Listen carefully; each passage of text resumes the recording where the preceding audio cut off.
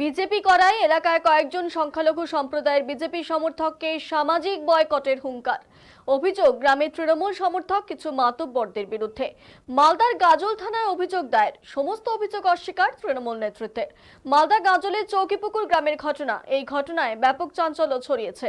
গ্রামের বাসিন্দা বিজেপি সমর্থক আজহার হোসেন হালিম আনসারিদের অভিযোগ, তারা বিজেপি করে। তাদের গ্রামের কিছু মোড়ল মাতব্বর যারা তৃণমূল সমর্থক তারা হুমকি দিয়েছে, বিজেপি করায় তাদেরকে এই গ্রামের মসজিদে নামাজ পড়তে দেয়া হবে না, সাবমার্সালের জল ব্যবহার করতেও দেয়া হবে না। বাধ্য হয়ে তারা গাজল থানায় অভিযোগ জানিয়েছে।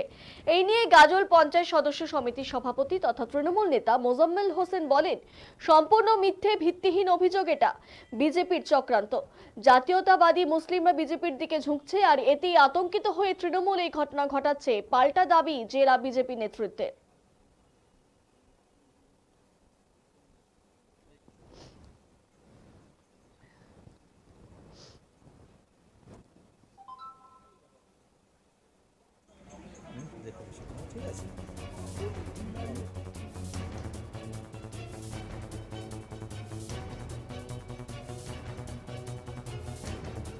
জুম্মা মসজিদে শুক্রবারের নামাজ পড়তে গিয়েছিলাম।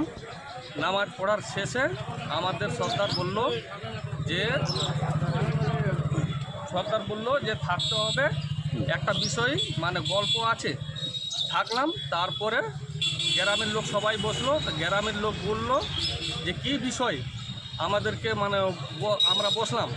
তো বলল যে কয়েকজন হিন্দু পার্টি করছে, তার বিরুদ্ধে বসা গেছে। হিন্দু পার্টি মানে বিজেপি পার্টি। আপনারা বিজেপি করতে? হ্যাঁ, আমরা বিজেপি করি চারজনই।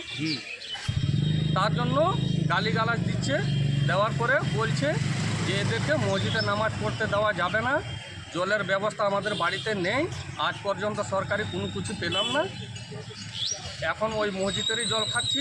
বলছে এই মসজিদের জলও খেতে দেওয়া যাবে না এদেরকে। তারপরে বলল যে কেউ যদি মারা যায় ওদের বাড়িতে তাইলে মাটি দেওয়া যাবে না। এই বলে আমার বক্তব্য শেষ করলাম। যেন এটা সুব্যবস্থা হয়, আমরা যেন সুরক্ষা থাকতে পারি, আর মসজিদে যেন নামাজ পড়তে পারি। আগে যেভাবে চলছিল সেভাবেই যেন চলে, ভাই বন্ধু হিসাবে সবাই যেন থাকি গ্রামে। মানে রাজনৈতিক মানে পার্টি এইটা, ভারতবর্ষ হচ্ছে গণতন্ত্র দেশ, যে কেউ করতে পারে।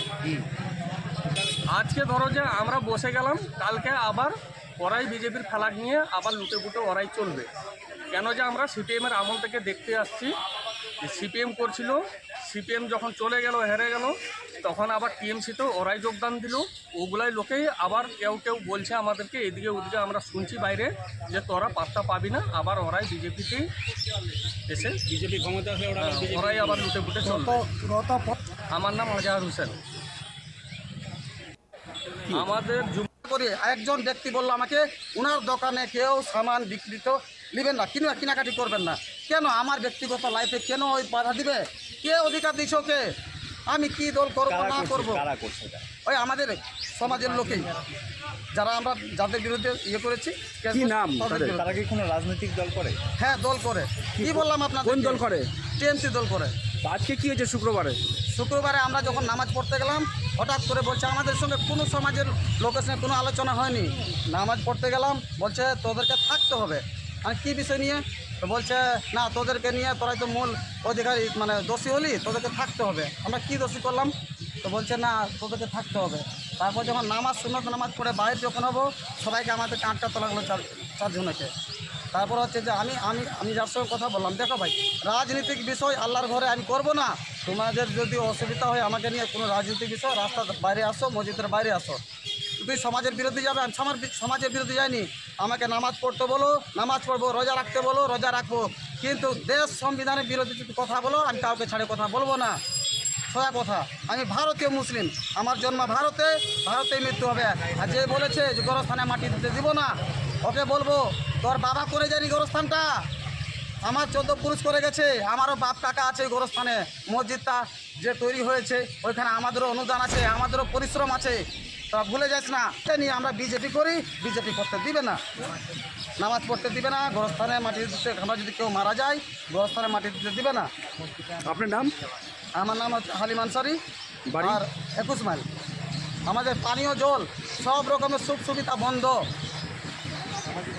সামাজিক করে একজন ব্যক্তি বলল আমাকে, ওনার দোকানে কেউ সামান বিক্রিত নেবেন না, কেনাকাটি করবেন না। কেন আমার ব্যক্তিগত লাইফে কেন ওই বাধা দিবে? কে অধিকার দিচ্ছে ওকে? আমাদের মিডিয়া বন্ধুদের মাধ্যমে জানতে পারলাম যে 21 মাইলে নাকি একটা ঘটনা ঘটেছে যে আমাদের মুসলিম সমাজের কয়েকজনকে নামাজ পড়তে দেয়নি। এটা পুরোপুরি মিথ্যা এবং সর্বৈব মিথ্যা বলবো এবং ভিত্তিহীন ঘটনা। সত্যি কথা বলতে কি, বিজেপির পায়ের তলার মাঠে সরে গেছে এবং বিগত দিনের যে আমাদের এমএলএ ছিলেন ওখানকার আমাদের গাজলের পরিযায়ী শ্রমিক যিনি চিন্ময় দেব বর্মন, উনি বুঝতে পেরেছেন যে 4 তারিখে তো উনি হার ছেড়েছিল। এই হারার সম্ভাবনা নেই এবং 100% নিশ্চিত এখানে আমাদের টিএমসির যিনি প্রার্থী প্রসেনজিৎ বর্মন জিতছে। এই ভয়ের কারণে এবং পায়ের তলার মাঠে সরে যাওয়ার কারণে এখন কিছু কিছু জায়গায় উনি গণ্ডগোল আনার চেষ্টা করছেন। এটা সর্বৈব মিথ্যা এবং ভিত্তিহীন ঘটনা। এই ঘটনার পেছনে রাজনৈতিক ষড়যন্ত্র আমরা দেখতে পাচ্ছি। আমি নিজে পঞ্চায়েত সমিতির সভাপতি হিসেবে বলছি, আমি তদন্ত করে দেখেছি আমার পঞ্চায়েত সমিতির মেম্বার এবং কিছু কিছু আমাদের যে যারা টিএমসির কেডার ওখানে আসে তাদের বিরুদ্ধে একটা মিথ্যা অভিযোগ তারা করছে।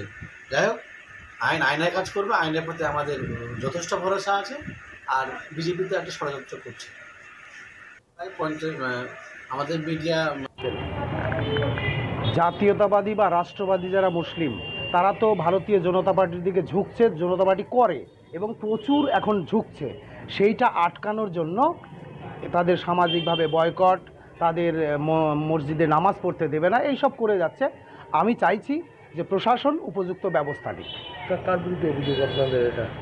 এটা তৃণমূলের বিরুদ্ধে অভিযোগ। তৃণমূলেরই কিছু দালাল সবসময় এই কাজগুলো করে যাচ্ছে মমতা ব্যানার্জির অনুপ্রেরণায়। তো এদের উপযুক্ত শাস্তির ব্যবস্থা প্রশাসন থেকে করবে আশা করছি।